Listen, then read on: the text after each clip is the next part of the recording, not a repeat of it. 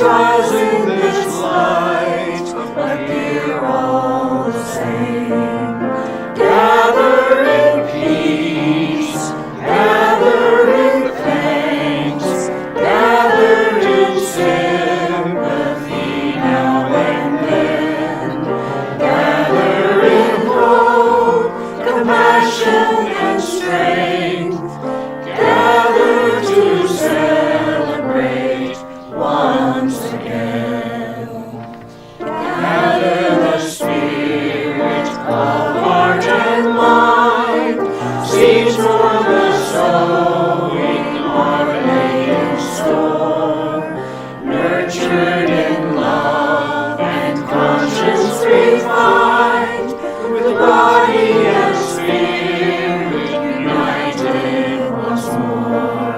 Gather in peace, gather in thanks, gather in sympathy now and then. Gather in hope, compassion and strength, gather to celebrate once again. Gather the spirit growing in all, drawn by the moon and fed by the sun. Winter to spring and summer to fall, the chorus of life is resounding as one. Gather in peace, gather in thanks, gather in sympathy now and then. Gather in hope, compassion and strength, gather to celebrate once again.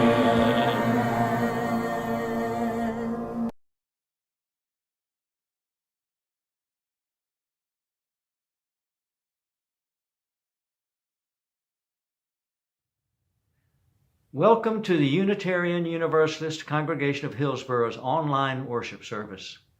My name is Dave Yelton, and I'll be your worship leader today on this second Sunday in April 2021. My partners in creating this program are Aviva Enoch, our musical director, Wendy Calvin, our video producer and editor, Shauna Saunders, who is our keeper of the chalice today, and a number of wonderful singers who are featured throughout the service. I also want to extend a hearty welcome and thank you to our very special contributor, guest speaker, Rev Jim Lewis. Jim is a recent transplant from the San Francisco Bay Area, where he was a hospice coordinator, as well as a consulting minister for the Mount Diablo Unitarian Universalist Church.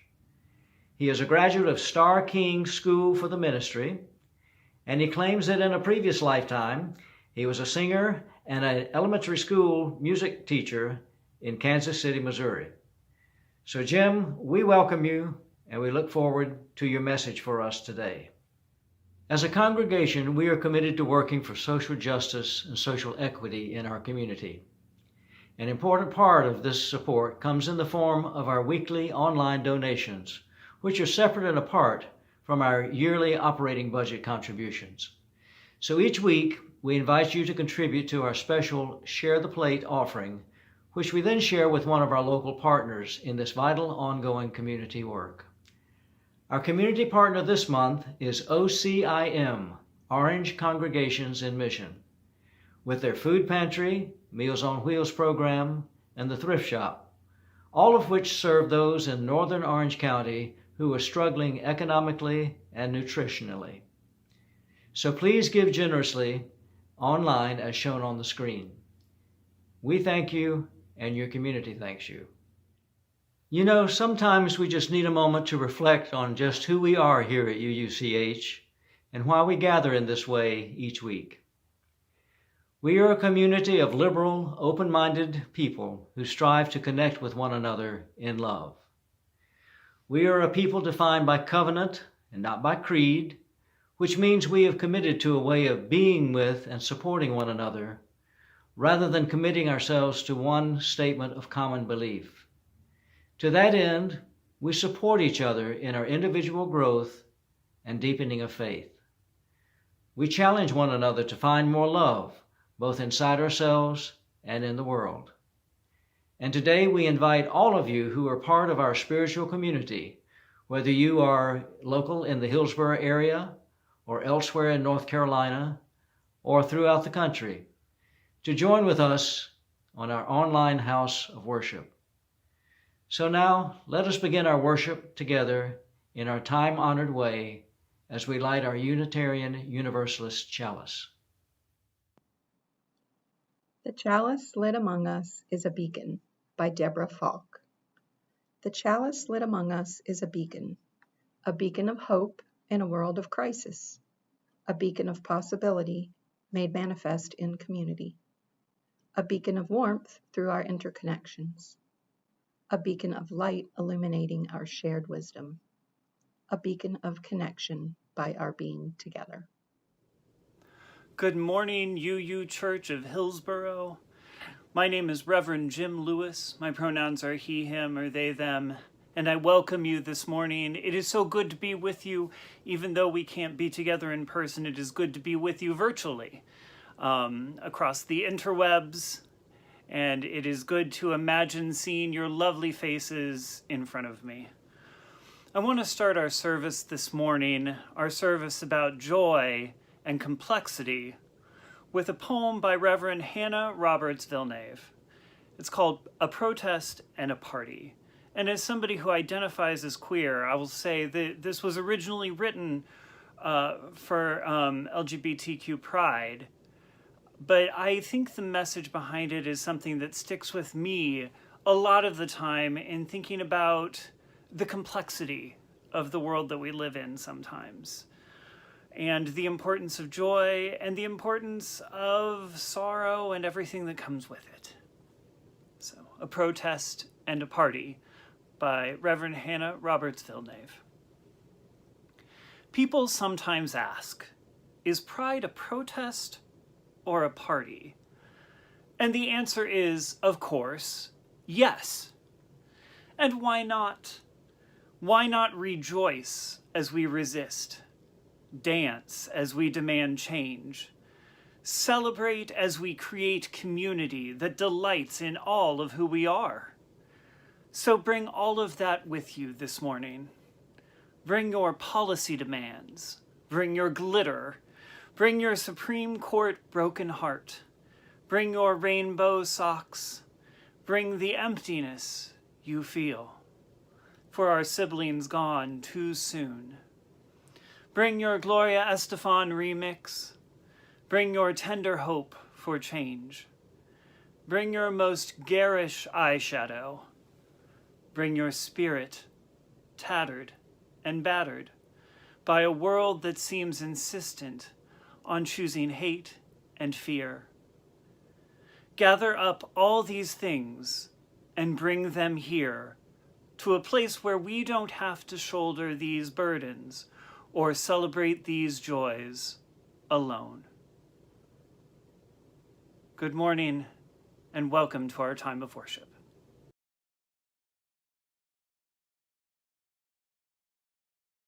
As we sing of hope and joy today, some know only anguish and despair. How can we lift our voices in this way, while some have pain and misery to spare? If our crumbling world we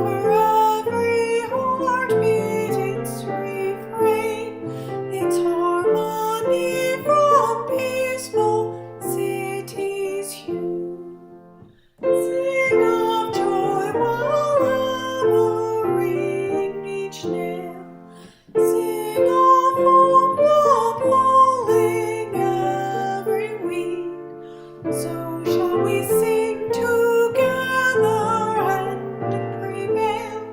May every hallelujah bear us seed.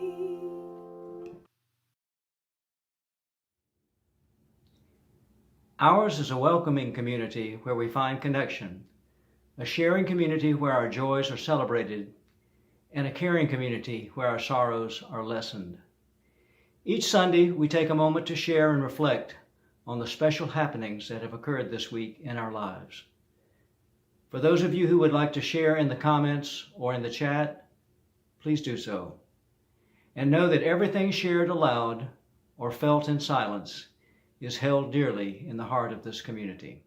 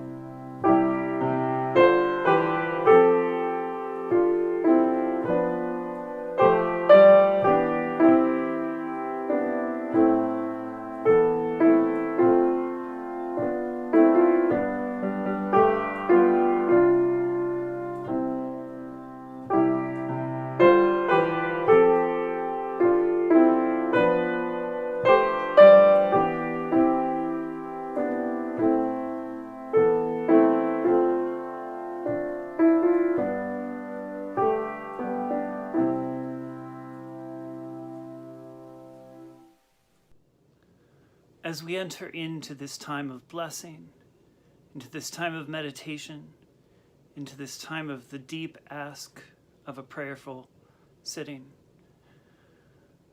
I will ask you to find a way to be that is comfortable for your body,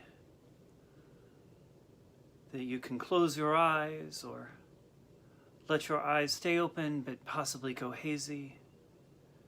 A time to let your body be the most at ease that it can be.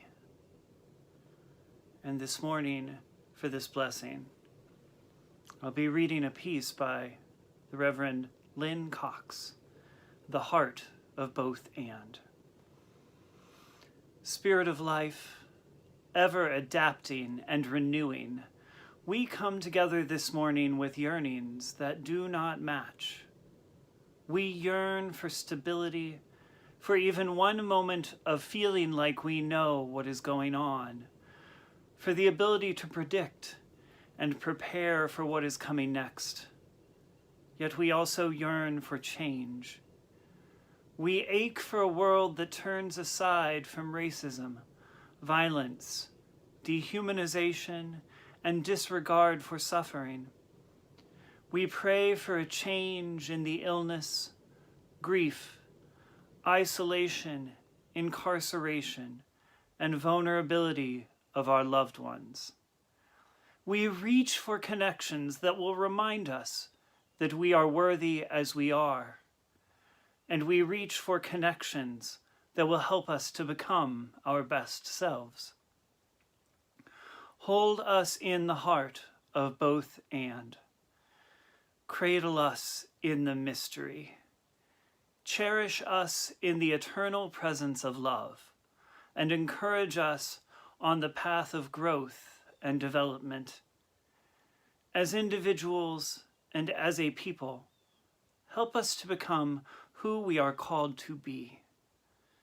Lead us to open pathways to deeper wisdom through reconciliation, self-respect, and mutual respect, compassion, owning and making amends for our mistakes.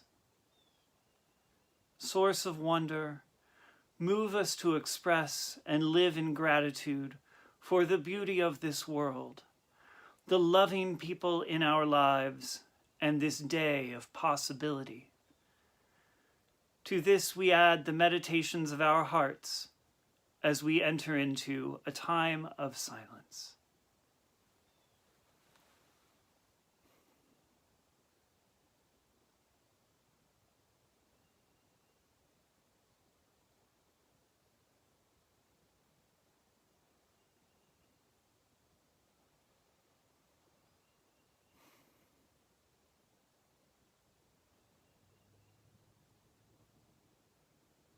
for all that we hold in our hearts, that we may want to share with those among us. We send forth joy, we send forth compassion to one another across the spaces between us in love. Blessed be.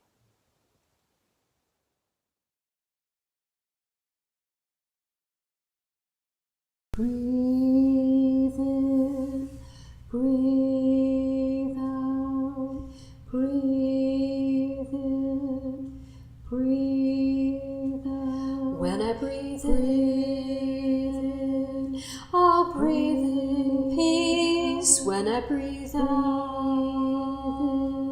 I'll breathe out love. When I breathe in, I'll breathe in peace. When I breathe out, I'll breathe out love. When I breathe in, I'll breathe in peace. When I breathe out, I'll breathe out love. When I breathe in, I'll breathe in peace. When I breathe out, I'll breathe out love. When I breathe in, I'll breathe in peace. When I breathe out, I'll breathe out love. When I breathe in, I'll breathe in peace. When I breathe out, I'll breathe out love. Picture it. El Cerrito, California, in the Bay Area near San Francisco. I was walking across the back patio of the house I lived behind. This was one of my favorite things about living where I did. The backyard had a certain wild beauty, with craggly trees growing every which way. The numerous bushes my landlord had planted had begun to flower. Some bushes would flower on one day, and some on another. It felt like a little game to see which bush would be next. In fact, I was noticing flowers and bugs more on my daily runs around the neighborhood. I want to say this was only a general appreciation for nature. But a game called Animal Crossing: New Horizons had just come out on the Nintendo Switch. If you've heard of it and want to visit my island, please let me know, and I can send you my friend code. You can come and visit. My daily planting of flowers and catching of bugs in the game made me much more aware and enlivened when I witnessed bugs and flowers in the real world, blooming and buzzing about their everyday lives. I also had the best window in the room in which I lived. In fact, it is the thing I most miss about the place where I lived in California. There was a lovely tree occupying about half of the window, and I could hear the rustle of the branches as it swayed in the wind. On the rare occasions that it rained, the drops would often patter on the window and on the side of the house and even on the roof. Sometimes they would be accompanied by the tree rattling on the side of the house. The rainy weather always provided a nice change, even though the typical sunny brilliance was also welcomed. And at night, from the window, you could faintly hear the train pull up to the station about a mile in the distance. I've always loved nighttime sounds. When I was living in Missouri growing up, the nighttime sounds were locusts and crickets and tree frogs and all of that sort. And while there were not many of them around where I lived in California, that train was a strangely comforting replacement. Each of these moments was very brief. Maybe 2 minutes, maybe 1 minute, maybe 5 at the most. Short moments marveling at the little wonders of the world. How the elements of nature interact. How the weather has such a marvelous effect on the tree on this world. I found myself in these tiny moments of joy witnessing how everything in the world can come together. These moments of joy were often holding me together. See, my mother had finally brought me into the conversation about her health issues. She had COPD, which we had known for years, but she finally thought I needed to increase my communication with her about what was currently going on with her health. She lived in Missouri, by the way. These conversations led to realizing she needed to be on hospice, and that she was also somewhat confused, which very shortly led to me getting on a plane, flying to Missouri, and convincing her to move to an assisted living facility and letting me take over the finances and management of all of it. And this was all during the pandemic. So flying was already a very stressful idea. But after preparing to manage her life from California, shortly after I left Missouri, she died. Life was complicated and strange. There was grief and so many decisions to be made. But the tiny moments of joy, the consistency and calm of my Animal Crossing island, strangely, the rustle of the tree, the hum of the distant train, these moments I just stumbled into. I savored them for as long as possible. Those moments kept me going. They reminded me of beauty, of possibility. Over the past few years, I found that our country and our world are feeling like they're in a difficult spot. Perhaps you felt that too. In general, we as Unitarian Universalists see lifting up the worth and dignity of all people as an important part of our spirituality. We have already been used to pushing against systems of inequality, working toward a world that makes possibilities for every person more possible. But lately, in the past few years, those who subtly and sometimes explicitly deny the worth and dignity of our neighbors have been gaining more and more systemic power. This can be a frightening turn. Even more frightening for those who are the direct targets of these shifts in policy.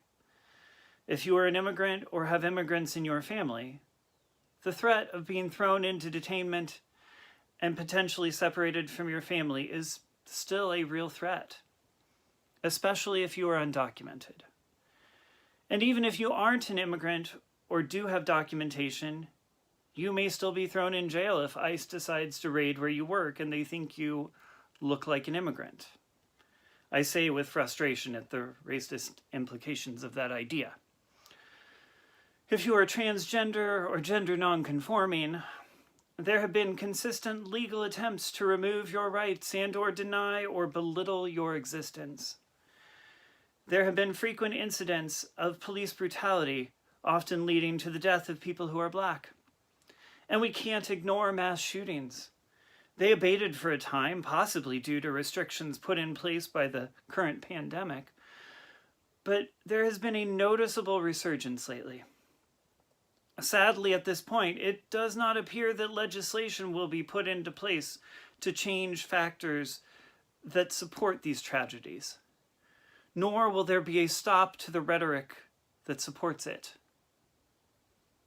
And all of the challenge of existing in a modern-day pandemic, the fears for our health and the health of our families, the loss of loved ones due to illness that possibly could have been prevented by stronger policy, and all of the innumerable personal losses and small losses that have come with our needing to distance ourselves from each other more.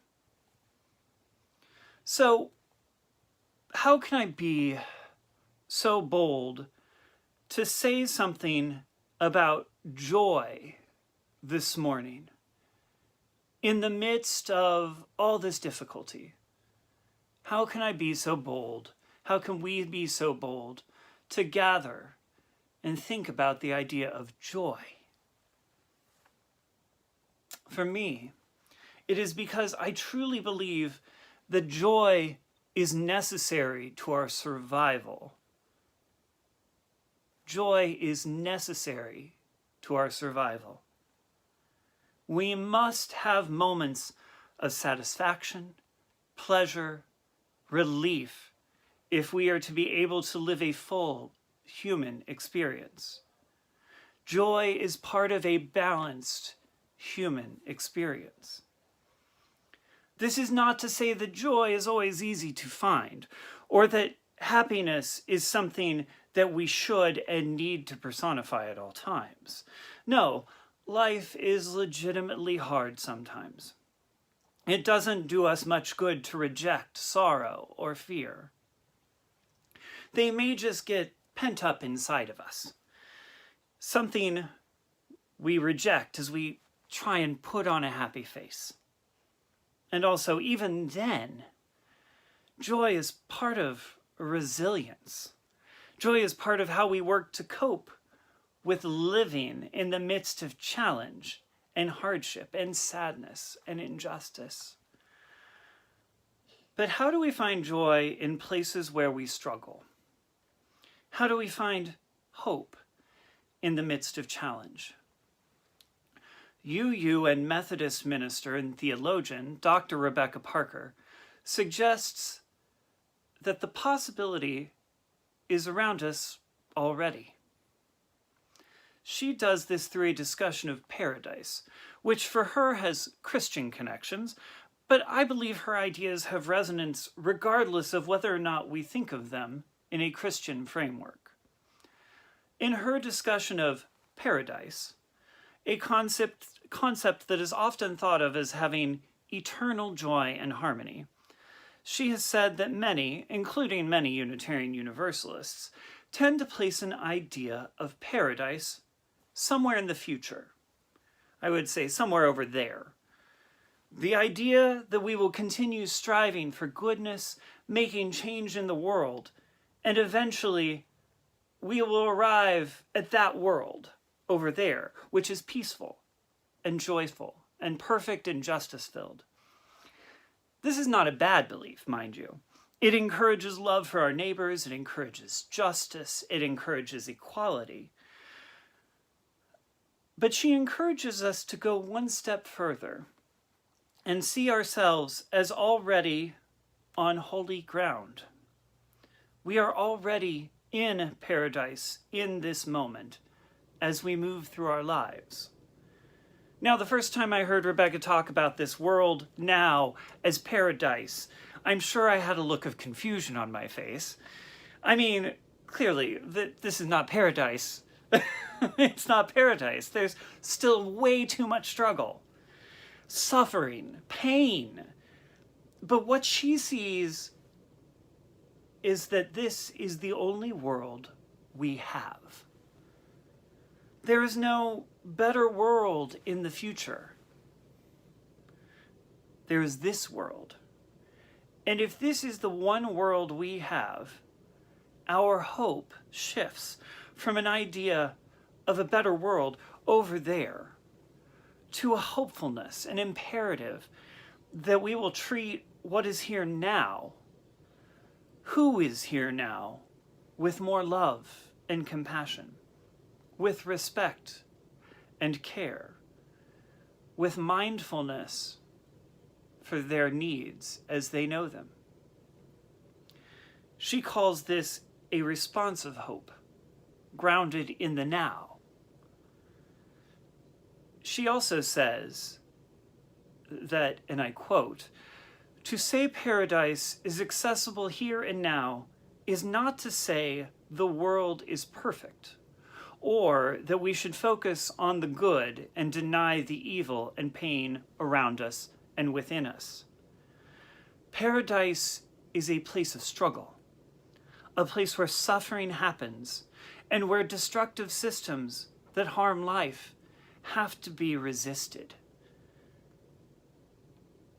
Parker makes an allusion to the serpent in the traditional Christian story of paradise, a serpent that is aiming to harm or disrupt. Parker asks that we dismantle the traditional idea of paradise as a place of perfection. Instead, it is a place here and now where we can extend a hand of love and learn to come into good relationship with one another. And truly, this is the joy I see all around me. It's been increased protests over the past few years, speaking out against laws and practices that harm and other people. Local actions and groups, in your case, such as Justice United and Orange Congregations in Mission, that your church is involved with. And there has been a broad swath of politicians who are putting forth more and more progressive ideas, even as others are attempting to humiliate and silence them. It's radical acts of resistance like these, to show love to one another. I will admit, I tend to be pretty far to the left, so even in a time of democratic leadership, it invigorates me to see how much more progressive some of these ideas can be and are pushing to be. These acts have lifted my heart in the recent months, as I'm sure they have some of yours. These moments have brought me great joy. But it's not only in those bigger, more radical, more communal acts. It's the small I love yous murmured from parent to child. It's the affection found in new and old relationships, even at a distance. It's the empowerment felt when you make a move to take care of yourself. It's moments of art like gay black musician Lil Nas X creating a mainstream music video that embraces and advocates for outward queerness, and then watching him not apologize for it, watching him find and promote joy and inclusion. It's taking the hike through nature. It's even looking at cute videos of dogs and cats on Facebook and social media. Even the small, short, contemplative moment of looking at a tree and realizing it's connected to everything else in the world. We must hold these moments. We must savor them. These are the ways in which we uncloud the beauty that exists all around us, that we make it more active and present so that we may experience that joy. And there's something else Rebecca Parker says about paradise that I love. It's about the role of the church in the world. She mentions the writings of Irenaeus, a 2nd century Christian, who says that the church is a paradise, quote, planted in this world. The church's role in that time was to go against the status quo, helping those most in need and challenging the social structures that encourage us to treat some people as lesser. While Irenaeus's ideas are focused on the early Christian church, they seem very applicable to current-day Unitarian Universalists. Our uncovering of joy isn't just an individual act, it's communal. We see it when we take action with our congregation or in our community with others. This is our work, both as individuals and as a community, to make this world, this holy ground, as vibrant and beautiful as possible. So I ask of you something this week, especially if you've been missing out on joyful moments lately. I know some weeks I fit that description myself, especially in the midst of a pandemic. I won't ask you to create joyful moments, though if you're compelled to watch some cute dog and cat videos, all the more power to you. But when you find yourself in a moment of joy this week, just sit in that moment for a while. Be in that moment. Feel the happiness and elation. Feel that connection to the possibilities for hope and joy that surround us. Give yourself that gift. Because times are difficult, and we deserve every moment of joy that comes to us. Bright morning stars are rising. Bright morning stars are rising. Bright morning stars are rising. Day is breaking in my soul. Oh, where are our dear mothers? Oh, where are our dear mothers? Oh, where are our dear mothers? Day is breaking in my soul. They are sowing seeds of gladness. They are sowing seeds of gladness. They are sowing seeds of gladness. Day is breaking in my soul. Oh, where are our dear fathers?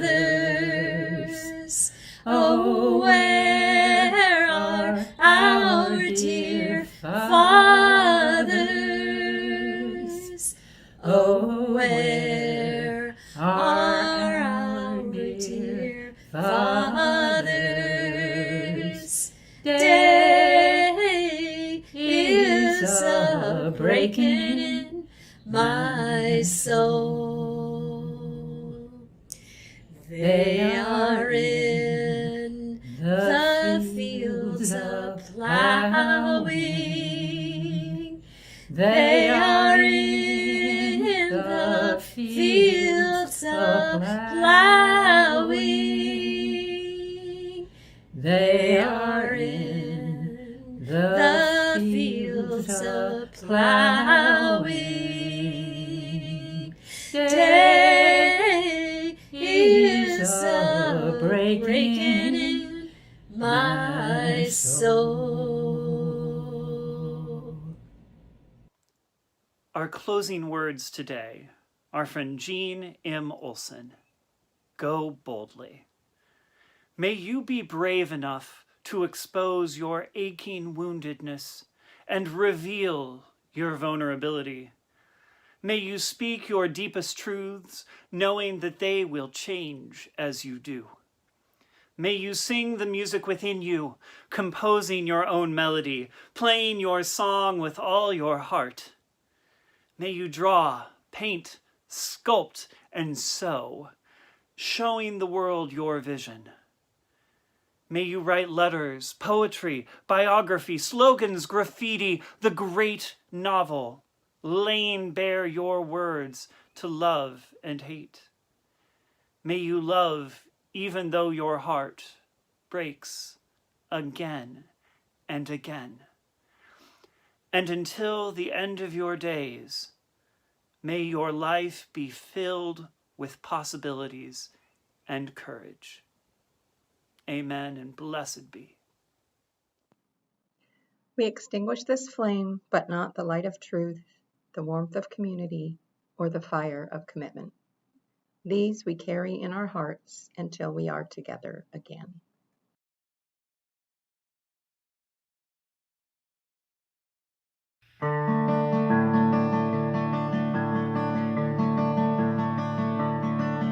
To my loved ones and relations, with me in spirit every day, to neighbors I have not yet met, close to home and far away.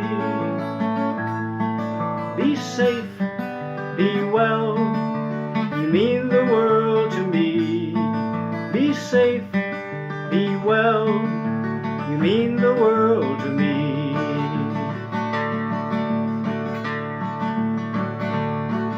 To my friends who make good music, sharing joy both far and wide, and to those who we depend on to teach, to heal and guide. Be safe, be well, you mean the world to me. Be safe, be well, you mean the world to me.